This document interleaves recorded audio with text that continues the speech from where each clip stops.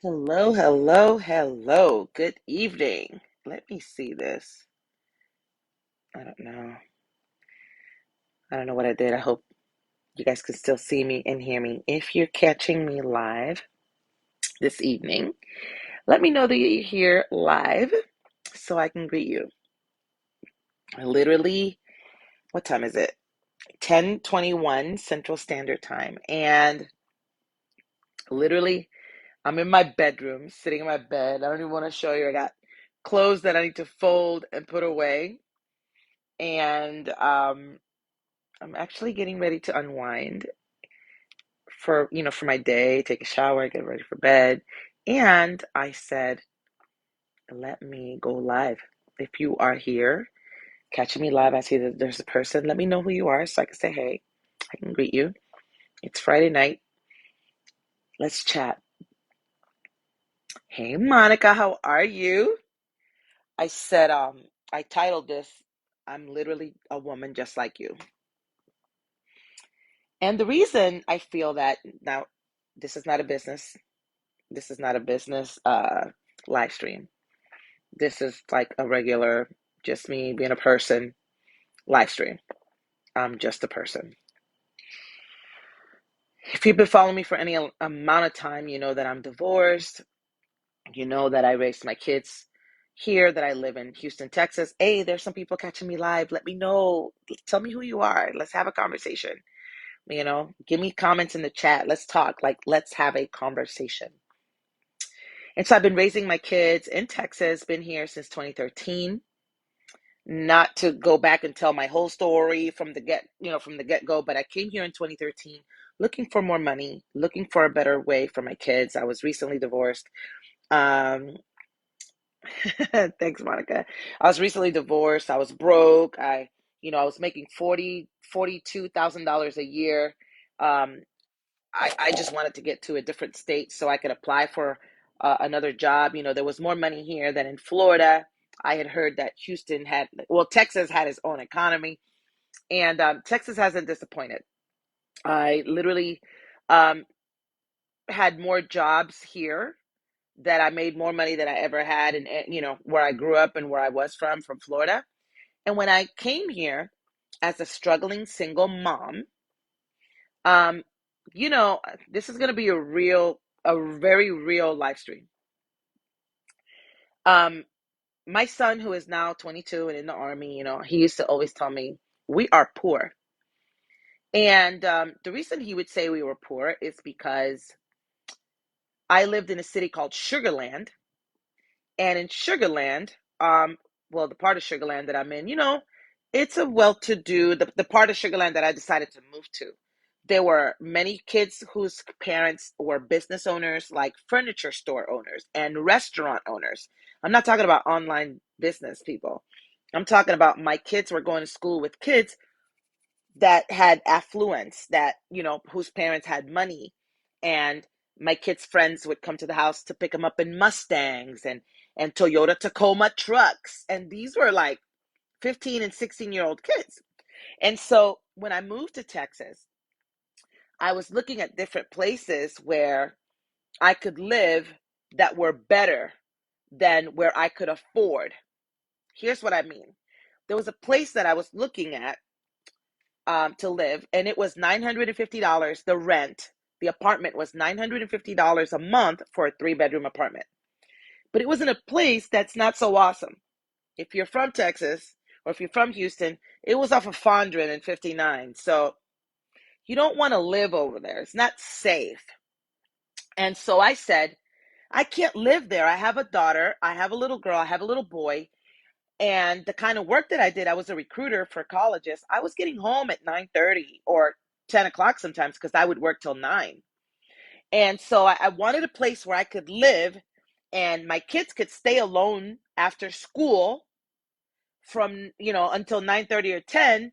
And I wasn't like worrying that somebody was going to break into the house, that my son was smoking crack or slinging dope, or that my daughter was having sex in the apartment with guys, or that somebody was taking advantage of her, or that somebody was, following my kids after home, after coming home from school. And so I chose to live in Sugarland in a 2-bedroom apartment because the schools were great, the school district was great, and it was safe. So I chose to live in a 2-bedroom apartment where the rent was $11.50 because I couldn't afford a 3-bedroom apartment. The 3 bedrooms started at $15.20, and I didn't have 1,520 bucks, with the money that I make to live there. So I decided to live in a 2-bedroom apartment so that my son could have his own room and my daughter could sleep with me. But actually, when I came to Texas, both of my kids were little. They were in middle school. And they're about a year and a half apart. They've loved each other even when they were little, and they had separate bedrooms. Mackenzie would end up sneaking into his bed in the middle of the night because that's brother. I feel safe. They would watch TV together. They would stay on their phones together after they knew not to. Mackenzie would cover for Evan. They're like, they were like this growing up, like super tight brother and sister. So, but when I first moved here, I was dating somebody, and that didn't work out. And when we broke up, I said, you know what? I don't need to be dating. I'm just not going to do that. I'm going to focus on being a mom. And I sat my children down and I was like, you guys, I know I brought this gentleman here. You guys haven't seen another man here except your daddy. And I'm sorry that I brought this man here. I really thought that, there's a reason I introduced him to you. I thought that he was great. I thought that he was awesome. And he ended up not being that. And I'm sorry for having brought him here. You guys are never going to see a man ever again in this house. And so I kept my word. And because I knew I wasn't going to bring a man to the house anymore, I moved my daughter into my bedroom with me. So then people would ask me throughout the years, how come you're not dating anyone, Linda? How come you don't have a man? I'm like, my daughter sleeps with me. Like, what am I going to really do? Bring a man to the house to do what? And I didn't even want to bring a man to the house. I didn't want to introduce my children to another man and another man. My children saw me with their father. I was married to him. And then when I got divorced, they saw me date this man. It didn't work out. So I was like, you know what? I'm not doing this because I actually care about what my kids think about me when they're 60, or hell, when they're 35, when they're 40, when they have kids and they're coming over for Thanksgiving dinners after I die.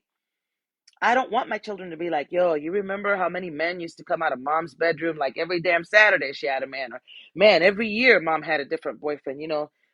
I don't know what the hell was up with mom. Like she could never figure it out. Like I give a shit about what my kids think about me. So that's why I decided I wasn't going to bring men into my house anymore. And so my son would say, Mom, we're poor, compared to his friends whose parents had furniture, owned furniture stores and owned restaurants and owned, whatever kind of businesses. And all of his friends who drove Mustangs and trucks and whose parents owned dry cleaners, right? According to those people, we were poor because my children lived in a 2-bedroom apartment where my daughter slept with me. And I was telling him all this time, I was like, Evan, I wanted to live in a place that was better for you guys. So that meant that I was going to have to take a 2-bedroom. I'm going somewhere with my story. And so today my son is 22 years old. He's in the army. He just reenlisted. And just because he's 22 and he's an army soldier doesn't mean that he's still not making 22-year-old stupid mistakes. So recently he made a mistake. And I decided that, let me talk to his dad about it, even though his dad and I don't talk. Actually, the dad had blocked me for all these years, and I had said to our daughter, "Call your dad and tell him I'm trying to get a hold of him. It's past midnight, so it's something serious. It's about our son."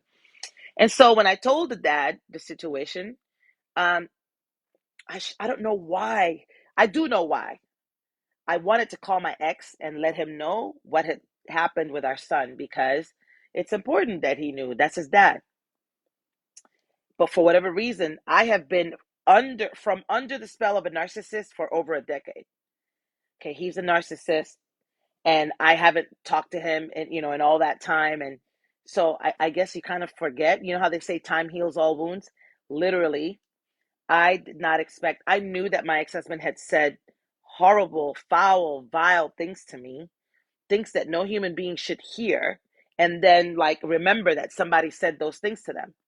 But I never imagined that he would be able to open up his mouth and say some of those foul, vile, horrendous, horrible things about his own son. And so it was an opportunity for our son to learn a lesson as an adult, and also to learn that it doesn't matter. There is no type of mistake or problem that cannot be undone. And when you have your support of your family that loves you, when you have love and you have support, it doesn't matter what may happen. You just know that you're not alone in this world. You have your family that has your back. And so recently, my ex-husband has been angry because he feels that whatever choice our son decided to do, that he did it against him, and that instead of saying, wow, our son made this choice, let's talk to him about, hey, what was going through your mind when you thought of this? Hey, you're so awesome. It's so amazing that you're an army soldier. It's so amazing that you have this type of career. It's so amazing that you were making this kind of money, that you had this thing in place. Because had it been a regular 22-year-old that was just going to college or didn't have any money, this could have been a very big problem, because I don't know anybody who would have wanted to just front you any kind of money to solve your problem. But the fact that you have a job and you make the kind of money that my son makes, if he were not in the army, I don't know where else he could make that kind of money and live, because my son lives on base. And so I tell him all the time, you don't understand how awesome it is for you to be in the army and for you to live on base, because you don't really get the stress of paying rent.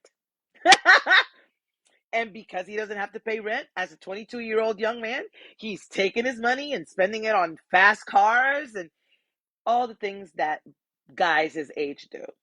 And so I'm grateful that what happened with my son is not something that, it's the end of the world or it's going to interfere with his career.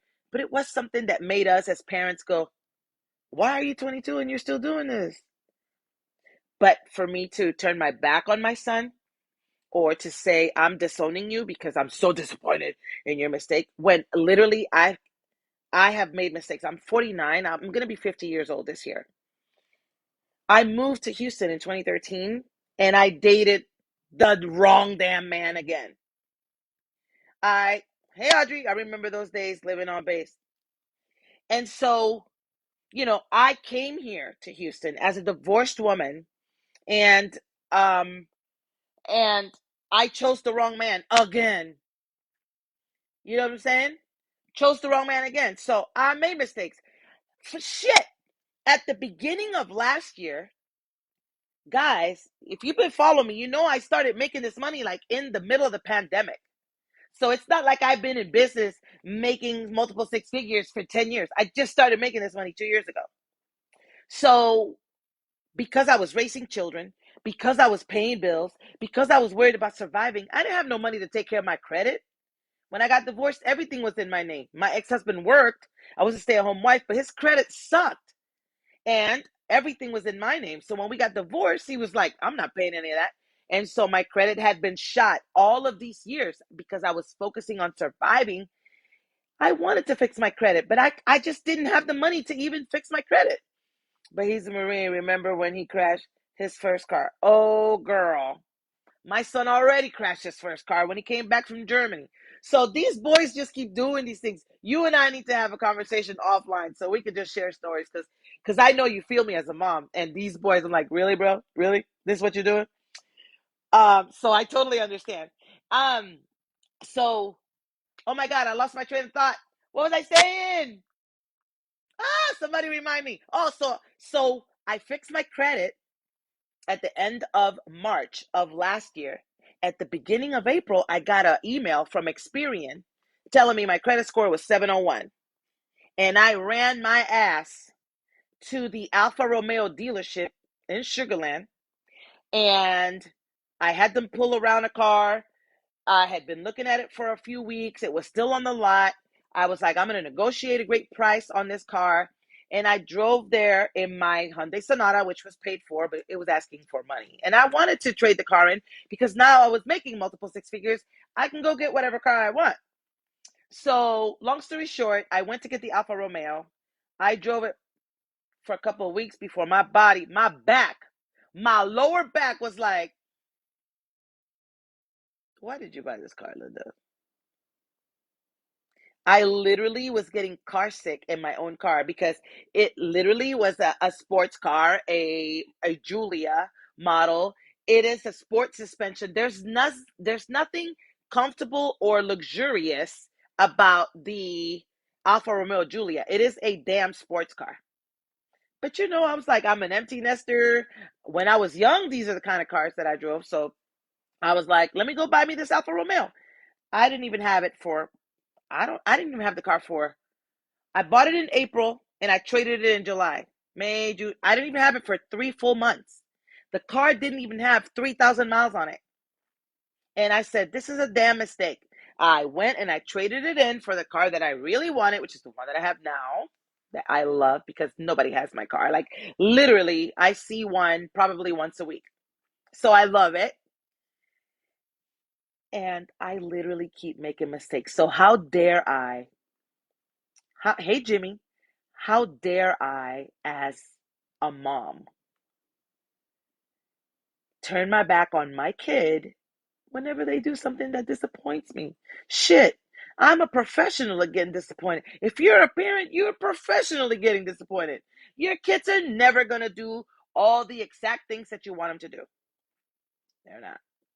And you and I, your kids and my kids, they can be more than one thing at once. Like I can be a successful entrepreneur and also a dumbass buying cars because it's not like something I do every day. I literally could be an amazing businesswoman, but also have an eating disorder. I can be a great nurturer, but an awful mom. Because that doesn't mean I take care of my kids. Maybe I nurture my plants. 64 Impala Super Sport is what I'm looking for. All right, Jay. So two things can be true at once.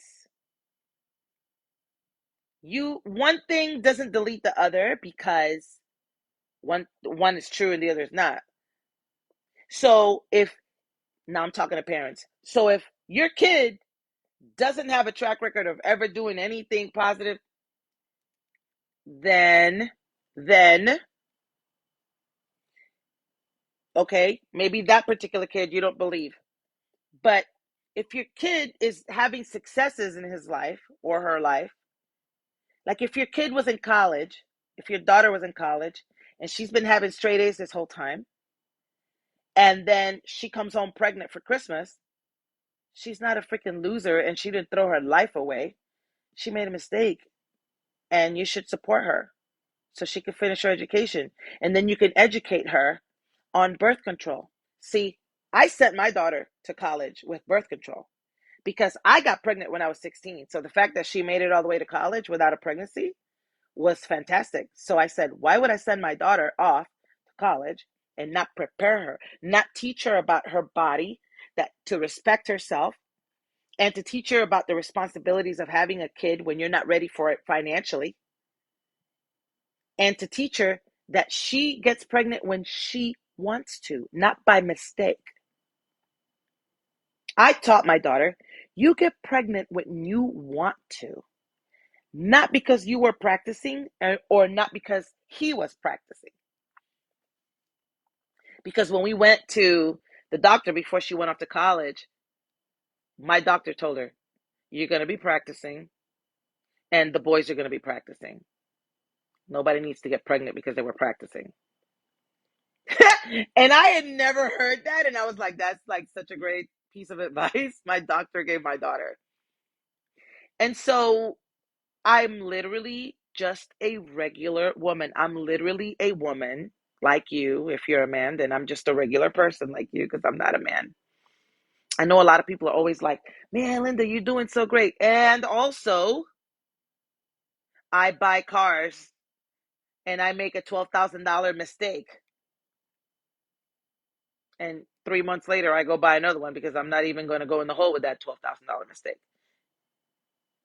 Man, Linda, you're making multiple six figures in your business. And I also commingled my whole entire first year and a half because I didn't have my business set up properly. I didn't even think people were going to pay me that much money or that my business was going to take off so fast. So I commingled. Oh my God, Linda, you're doing multiple six figures. And I also have still 12 years after my divorce, still dealing with a narcissist ex, still dealing with unresolved childhood trauma. Man, Linda, you've raised your kids so amazing. I love the way that you have a relationship with them. And I'm also going to therapy right now at the age of 49 with a therapist that is a specialist on childhood trauma. Wow, Linda, I love that your kids are doing so amazing. And we're also in a trauma cycle. When we speak to each other, we trigger each other, and we're constantly re traumatizing each other and stuck in a trauma response. But am I going to go online on Facebook and use my Facebook wall as a diary and tell you every single thing that happens every day, or every argument that I have with my son or my daughter, or misunderstandings that I have with my friend? And no. But I wanted to go live tonight to tell you all these things because, you know, so many of, and I'm talking to women, we beat ourselves up because we're bad moms, or we have the mom guilt, like, I'm not there for my kids enough. How dare I go on this 5-day retreat? How dare I try to book a vacation for me? How dare I, take money that I should be buying them things with, and invest in a course or invest in a coaching program? Because we think we have to be one thing, and that thing. You can be a loving mom and also put yourself first. Both things can be true. And like I said, it doesn't have to be like amazing positives. It could be like some negative shit. Wow, Linda, you're running a great business. Yes, but I'm realizing that if I don't deal with my unresolved childhood trauma, that is the foundation for the reason I had a blueprint to pick a narcissist man. And because I chose that narcissist man, even when I didn't even know what the word narcissist was, I brought children into a marriage that today are adults, and we are all fucking stuck in a trauma response, triggered by shit within ourselves, having conversations that most people wouldn't think are normal, talking about topics that most people wouldn't talk about in their families. It's not normal to talk about that. It's actually weird, but we talk about it like nothing. So I wanted to come live tonight. Let me see. You got this. We're only human. We forget about ourselves. Love is true. Oh, thanks, baby. Thank you. And so I wanted to come live tonight because literally earlier this evening, my ex-husband called me. We haven't spoken the whole time, really, that we're divorced. And he had me blocked. And the only reason I'm unblocked is because I had to communicate about our son last weekend. And tonight, he was like, hey, when you have a minute, no problem, Monica. Hey, when you have a minute, call me tomorrow because you know exactly what I want to talk about. I want to talk about Evan. You're not going to talk about Evan to me, my player. But when I was at a restaurant, and it was so easy to just fall back into the cycle of people pleasing a narcissist. So he said, all right, well, call me when you can. And I said, all right, well, I'll be in the car tomorrow. I'm driving to a client. I'll call you. It was like natural to agree to call him. It was like not a big thing to go into people pleasing, even though I haven't spoken to this man in years. So after I said, yes, I'll call you tomorrow, I realized I'm not available. If you don't take anything from this conversation tonight, I'm not available to willingly put myself in a trauma loop with this man. We don't talk. I am not going to take the bait. First of all, so he can talk to me awful about our son, which I'm not going to be okay with. I'm his mom. And our son is doing fucking amazing. One little mistake stops no show. Not when Linda Hales is your mom. Because I'm not trying to enable the boy. He made a mistake. It was financial. I said, you better take a loan. You better go do your taxes. If you want mom to give you the loan, I'm going to have to see some money because I'm not paying this for you. This is something that you got to fix. And so he was like, yeah. So I'm never going to enable my son.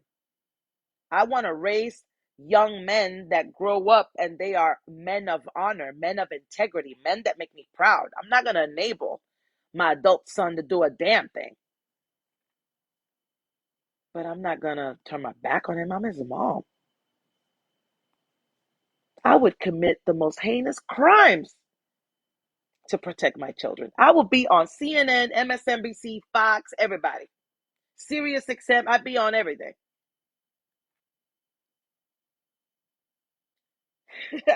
So I'm just letting you know that you might admire Linda, and I think it's great. I used to admire people too, and I'm humbled that people would admire me. I'm telling you though, I have problems just like you. One of the things that I believe deep down in my soul, like in my knowing of my knowing, is that I'm not gonna be able to go to $1 million a year if I haven't healed the unresolved childhood trauma. I can't.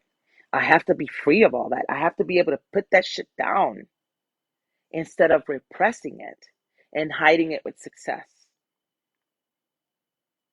I am trying to be the best fucking version of me so that I can literally help my clients like to the highest extent.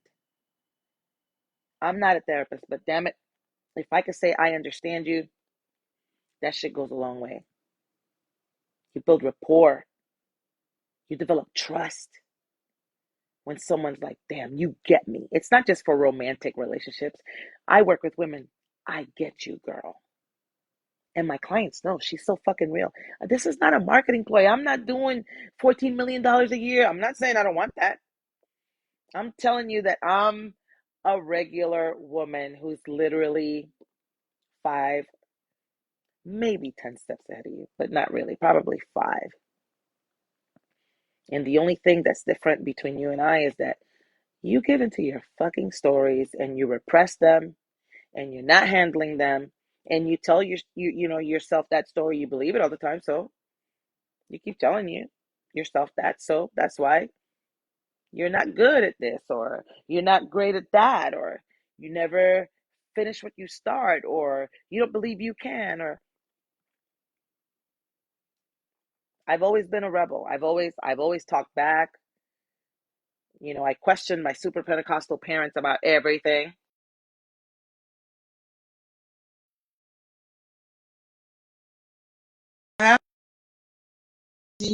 I'm trying to, like, I've been talking. I need some water. And I just want you to know I am such a real person. Last year I was scared. I had a health scare. Last year it was like God was showing me, girl, fear is right there next to you. And not even next to you. You're letting fear drive. I literally did a TED talk about not letting anything or anyone else behind the wheel of your car, of your life. And fear loves to get behind the wheel, and fear loves to make all the decisions for your life. While you feel that you're behind the wheel, but it's really fear. Every decision is fear based. And so last year, my health scare let me see, girl, fear has not left you. But you did master sales and you did master business.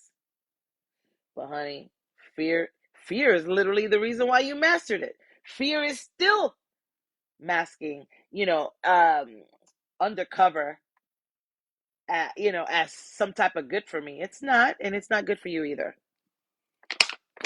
So I just wanted to go live tonight and tell you, I don't know, give you some hope, share a little bit of my story. I literally was not trying to divulge it because it's the details are not important to anybody, but I just wanted to kind of let you know about a family dynamic that's happening in my family.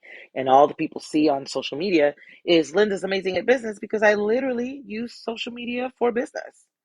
Like, I don't have a Facebook because I want to be friends with people from high school, or I don't have a big family.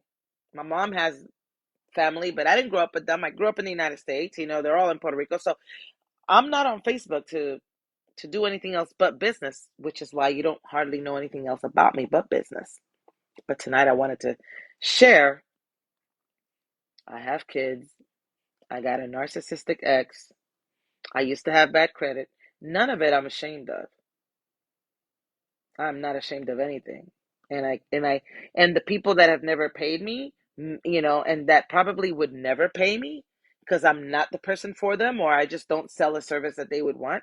I don't care about their opinion, right? Because you don't even know me and I don't know you. So I'm not ashamed of anything in my past. As a matter of fact, without it, this Linda wouldn't be here, right? Even scared Linda, even Linda that let fear drive the vehicle of her life, that Linda had to be here in order for this Linda to be here. Like, that Linda had to die in order for this one to come here. But I don't think I've literally let that old Linda truly die. I've kept her around subconsciously because when she reminds me of the scary shit, that's comfortable, even though it's scary, because I know that. And so the discomfort of let me see how I can say this. The discomfort of the familiar is not as scary as the discomfort of the unknown. So the future hasn't happened. You haven't made the money that you dream of making in your business. So all of that is in the future. And because it's in the future and you don't know if it's going to happen or not, there's no guarantees. You don't feel comfortable. You feel fear. But also, the you that's been struggling, that's making no money in her business, that's also painful. It hurts. There's a consequence for believing in, for liking that fear better than the fear of the unknown. Because you ain't really, I think my son is here. You're not really, hold on. You're not really, oh my God, I lost my train of thought. See, I'm walking through the house. Hold on. Hey, baby. I'm sorry. I'm doing it live. Oh, Anyway, you doing good? yeah, I'm alright. All right. I'm gonna finish this. So now I forgot what I was saying. Oh, the fear of the past and the fear of the future. Your past wasn't comfortable. You weren't making any money, or that's the version of you that doesn't allow you to make money in your business. That's the version of you that doesn't know how to pick a man. That's the version of you that was probably not the best mom that you could be. That's the version of you that had bad credit. That's the version of you that can't lose weight, right? Right? And then you think about the future. Oh my God, this business, it's a dream. No one can guarantee me that I'm going to make any money. No one can guarantee me that I'm going to lose the weight. No one can guarantee me that I'm not going to pick awful men anymore. So instead of trying again, that's too scary. So I'm not going to do it. But also the past was scary. You see what I'm saying? So the difference between most of you and I is that even though the past is scary, I keep thinking that The unknown of the future has got to be better than that shit in the past, because I already know that shit in the past. It feels comfortable because it's familiar, but it really is not comfortable. I hate it there. And I have always been able to push past that discomfort, even though the fear may be there, like I discovered last year, through the health scare. I've never let that stop me from moving forward. But so many women do. So many women are like, I don't have any guarantees. I promise you, there are no guarantees. I came from Florida, from Orlando, Florida to Houston, Texas in 2013 with no friends or family here, just me and my two kids. No plan B. I bought a 13-year-old truck with $3,500. Literally no plan B. Literally no money in the bank. I had to make this work. People were like, you moved from Florida to Texas and you didn't have a family there? No friends there? Nope. You didn't have nothing there? Nope. Girl, I would have never left my home. I would have never been able to leave. How did you do that? There literally wasn't shit happening for me back home.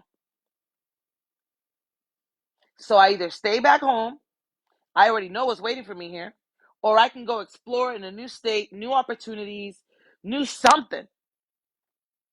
Sink or swim.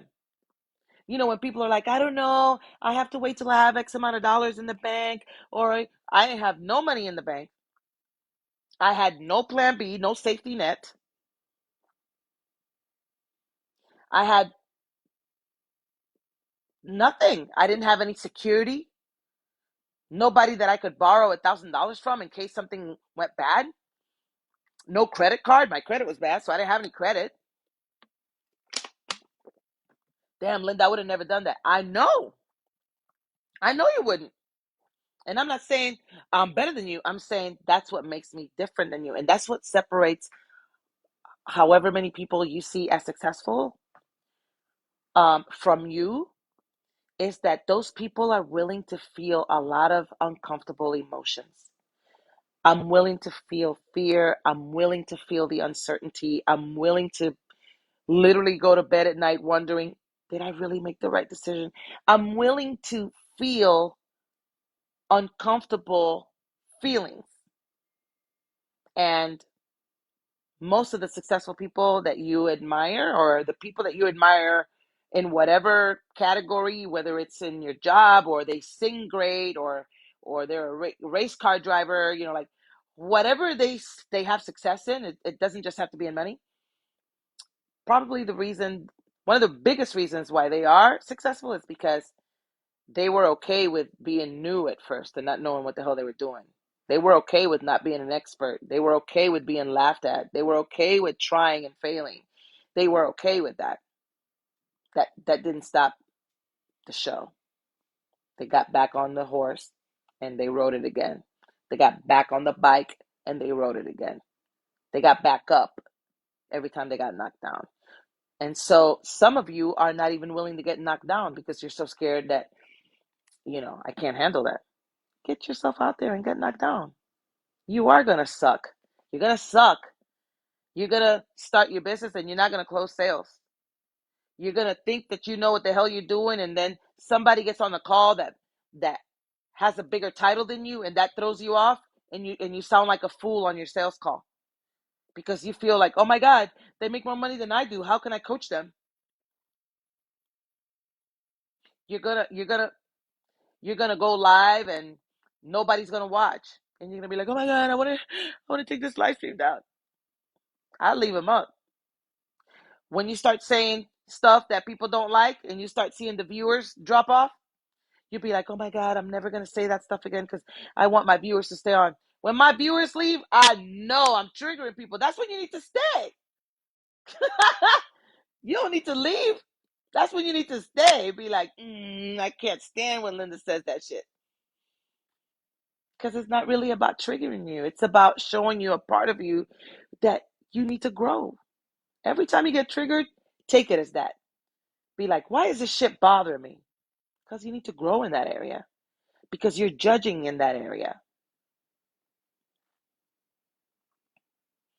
I remember years ago I learned, because I used to be a relationship coach, I learned about this rotational dating that a lot of dating coaches were teaching, and they still do.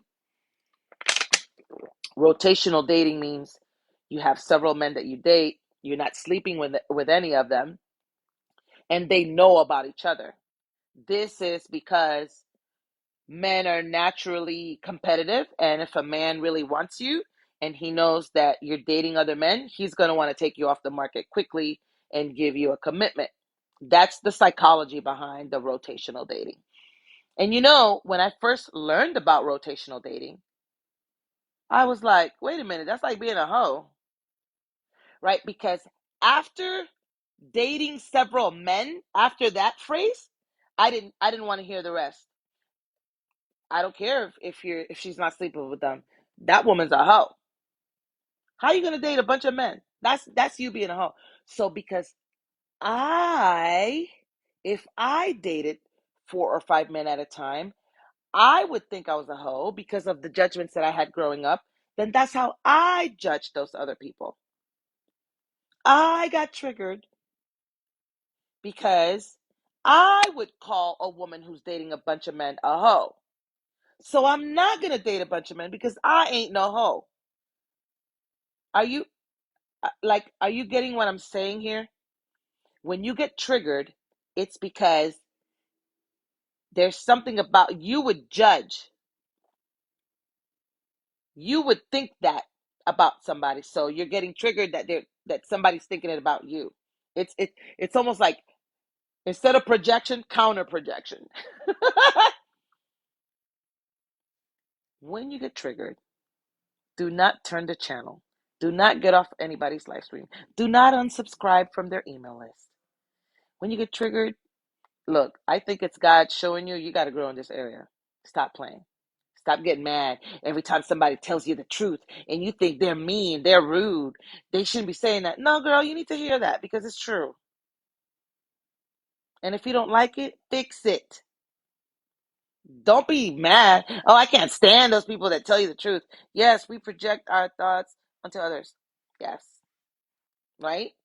So when you're gonna blame somebody, I don't like listening to them because they trigger me. I don't know who the hell they think they are. They always saying all these things like that. Sit your ass down. If they said something about your bad credit and you got bad credit, fix your credit. Make your word be worth something. Don't get mad. Fix that shit. So, if I trigger you, it's not because I want to make you mad. I don't even know I'm triggering you. But if it bothers you, Google some shit about it and find out why. Anyway, I've talked all over the place this evening. I said I just wanted to come live and I just wanted to chat about not business. Told you guys a little bit of my business so you can understand I'm just a woman, a regular woman, just like you. I have issues. I have problems.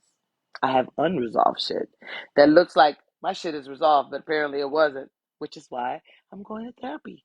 And I have a life coach. The kind of money that I've been investing into my personal development, if I didn't have the business that I have, I wouldn't be able to do this. So I understand why people go through life as the best fucked up version of themselves.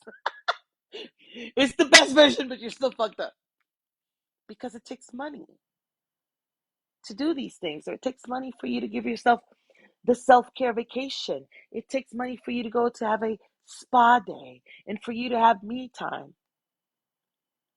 It takes money to make yourself better.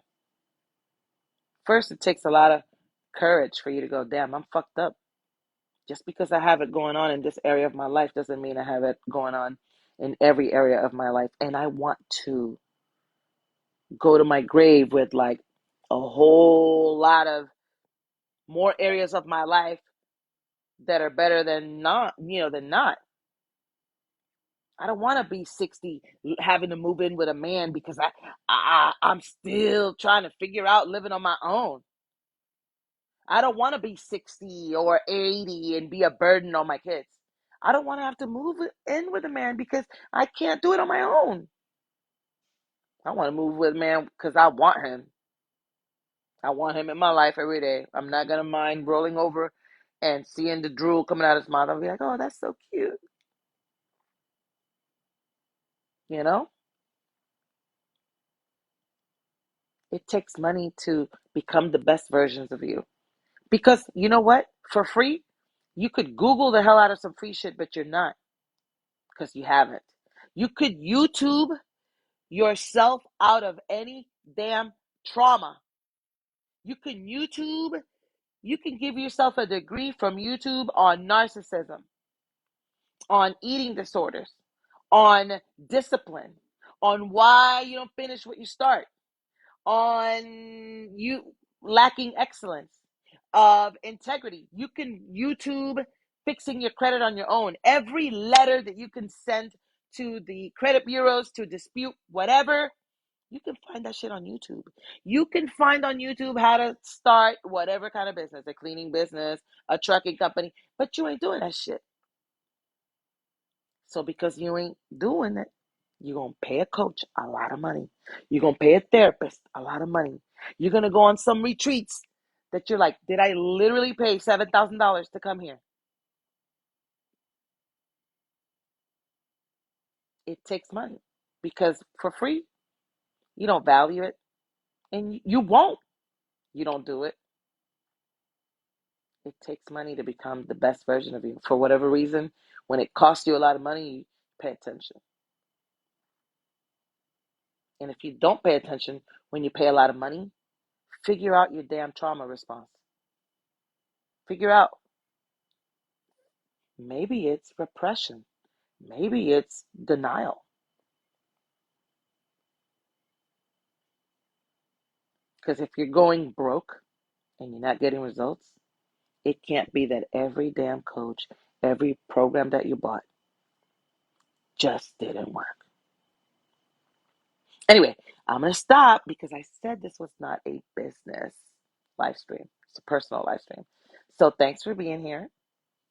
You know, when I do these, I leave them up through that night, and in the morning I go delete it. So I laugh at myself. I'm like, why do I go live at night? You'll see me go live at night, I don't know, once in a blue moon, and you better get on here because I'm about to just be me, completely raw. Thank you for catching me. Thank you for being here tonight. Thank you for the hearts, Monica. You're so sweet. And hey, if you have any comments about any of the things I said, anything to add that is valuable, share it. This is a live stream about just being a real damn person. That's what I am tonight. My eyes are burning. Guys, I've been up since 5:30 this morning. The fact that my eyeshadow is still on is fantastic. But my eyes are burning because the sweat is going in my eye. I'm tired. All right. Thanks for catching me, guys. Good night.